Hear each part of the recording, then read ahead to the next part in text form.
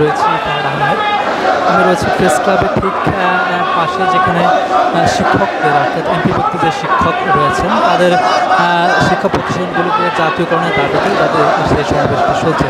সেই সমাবেশে আমি রয়েছি। আমরা জানি যে তাদের এই সমাবেশটির শেষে তাদের দাবি আদায় না হলে তাদের সেই সমাবেশটির সচিবালয়ের অভিমুখে রওনা হওয়ার কথা রয়েছে।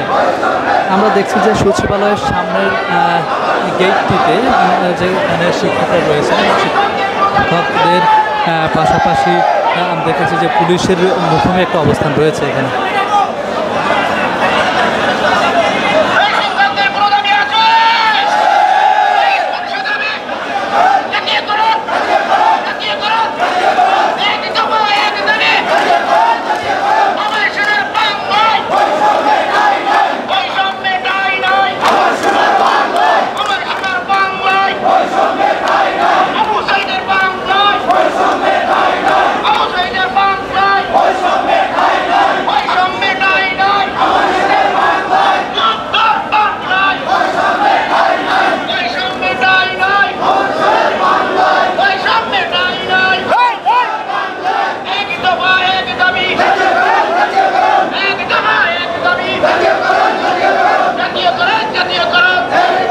আমরা দেখছি যে এখানে যে শিক্ষকরা রয়েছেন তারা বিভিন্ন স্লোগানে আসলে এখনো মুখরিত করে গেছেন যে এক দফা এক দাবি বৈষম্যের দাবি।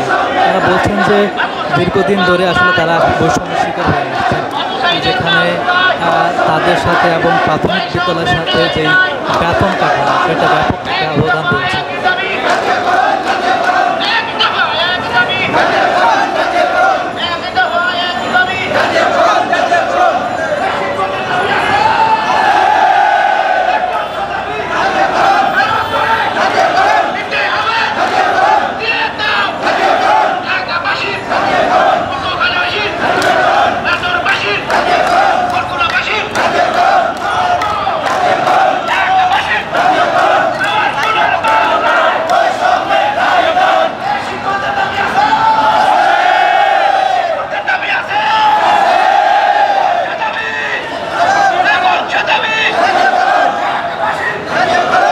তাদের এই সমাবেশটি শেষে সচিবালয় অভিমুখে যাত্রা করার যে কথাটি রয়েছে, ঠিক কখন থেকে শুরু হবে সেই বিষয়টা আমরা এখনো নিশ্চিতভাবে জানতে পারিনি। তবে আমরা দেখছি যে শিক্ষকদের একটা অংশ সচিবালয় গেটে অবস্থান নিয়েছে।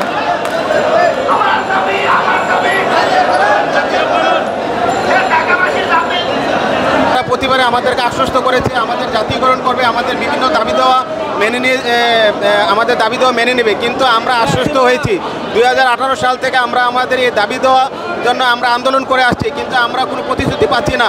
আপনারা দেখেন বর্তমান বাজারে 1000 টাকা বাড়ি ভাড়া কোনো ক্রমে এটা মেনে নেওয়া যায় না, 500 টাকা চিকিৎসা ভাতা এটা কোনো দিনে মেনে নেওয়া যায় না।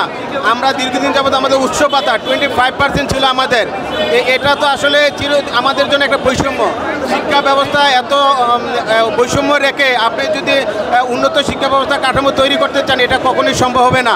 আমরা আমাদের শিক্ষক মহোদয়, এমপিভুক্ত সকল শিক্ষক মহোদয় আজকে আমরা প্রেস ক্লাবে অবস্থান করেছি এবং জাতীয় সচিবালয়ের দিকে আমরা অভিমুখে আছি। আমরা সচিবালয়কে আমরা আমাদের লক্ষ্য নির্ধারণ করার জন্য আমরা সচিবালয়কে প্রবেশ করে আমাদের জাতীয় যে শিক্ষক উপদেষ্টা আছে তার বরাবর আমাদের স্মারকলিপি থাকবে। আমাদের একটাই দাবি, আমরা জাতীয়করণ চাই। ধন্যবাদ আমাদের সকলে এমপিভুক্ত শিক্ষক মণ্ডলী যারা দূর দূরান্ত থেকে এসেছেন আমাদের দাবি দেওয়ার জন্য অতি শীঘ্রই আমাদের সরকার মেনে নেয়, এই লক্ষ্যে আমি আমার শিক্ষক মহোদয়ের বরাবর আমি সবিনয় অনুরোধ জানাচ্ছি।